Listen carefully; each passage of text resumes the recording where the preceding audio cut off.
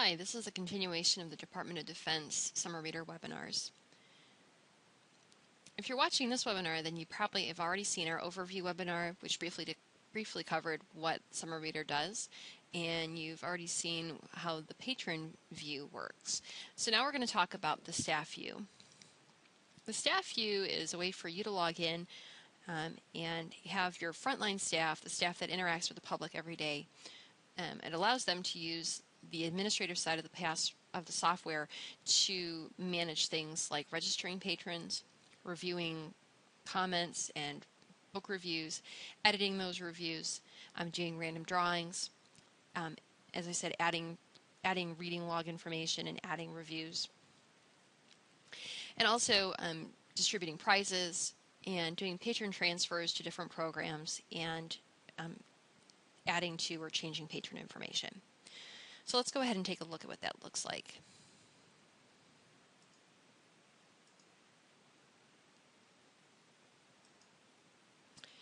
So you should have received a series of passwords within your email that you received. And it's really important to remember that you're going to have to change those passwords.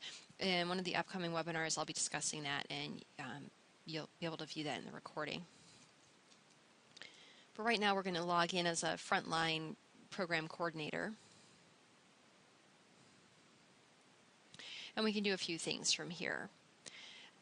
Let's say someone comes in and they want to register for the program, and they say they want to register for an adult reading program, so we can just click on the name of the program. We can click Register Patron, and then we can add their information. And then as we go through the login process, we can hit Save, or we can hit Save and then Logging. And Save Logging goes right from the right from the registration form to the logging area of the Summer Reader software, so they can start logging things immediately, or you can log for them.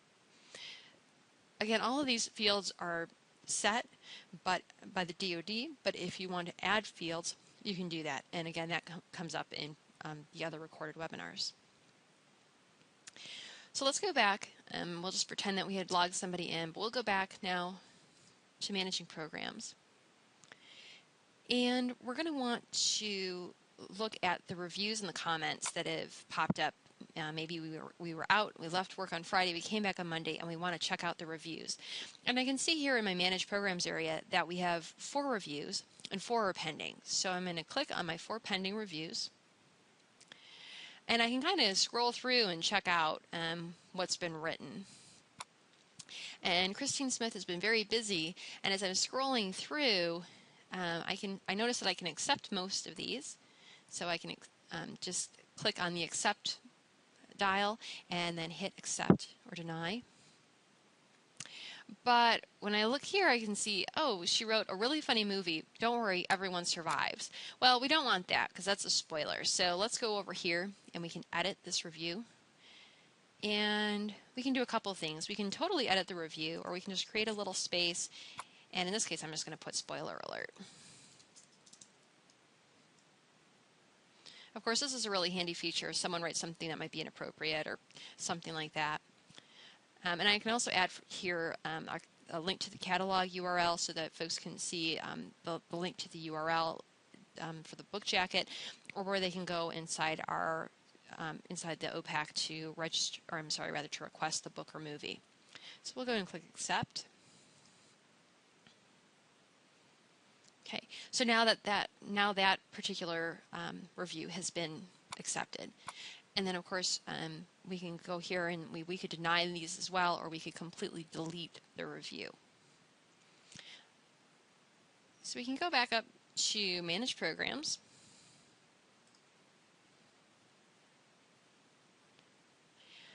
And now we've looked at reviews. Comments work the same way, so you could see pending comments over here on the right. We don't have any right now, but there could be some later. Let's just say that we need to do a random drawing. We do a random drawing most days, so we can just click on the random drawing button. So you can do various filters to decide exactly how the random drawing will go, but you can then pick your various fields, and then hit draw names, and then particular patrons can come up. So we'll just pretend that we already ran our random drawing. But we can go to Manage Programs now.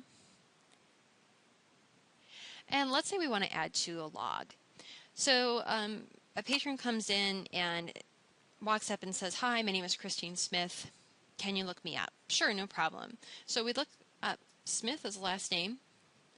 We hit go. We only have one Christine Smith in the program.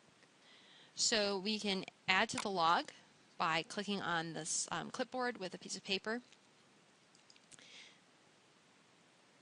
And we can fill out the form like we would generally with the date, the number of hours that was read, and the title. And then we can also go back in and we can add to their reviews. So we can do the same thing. And we saw that here was the log, but we can also add a review by clicking this button here. And it works in the same way as the online page does. We just can add the information for the review, and then we can submit the review as pending or as accepted, which is something that a patron can't do.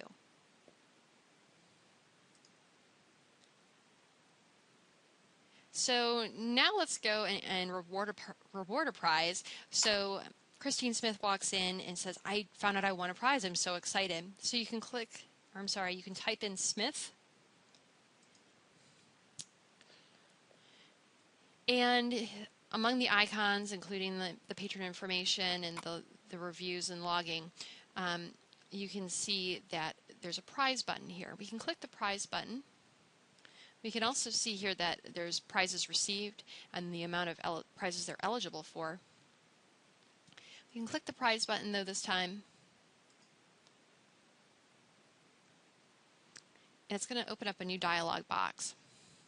And we can see here, so you can see here that they can earn up to 8 prizes.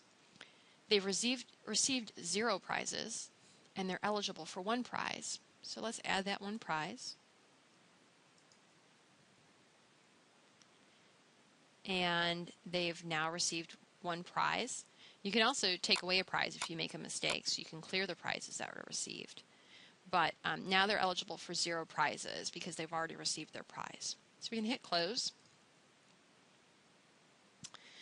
Now let's say that this particular patron actually made a mistake and they didn't mean to put themselves in the children's program. They were meant to be in the adult program. So let's just say that happened in this case. There's a small suitcase in the Manage Patron area. We click that, and it's going to open up another dialog box. And from there, we can select this drop-down box and pick the other programs that that patron perhaps should have been in. Once we select that, it will ask us if we're sure, and we can click yes, and it'll proceed to transferring the patron. We're not going to do that this time, though. We're just going to close the box, but it's nice to know where that feature is at so that you can do that in the future if you need to. And lastly, we're going to edit the patron information. So we'll click on the little person icon here. And from here, I can change their username.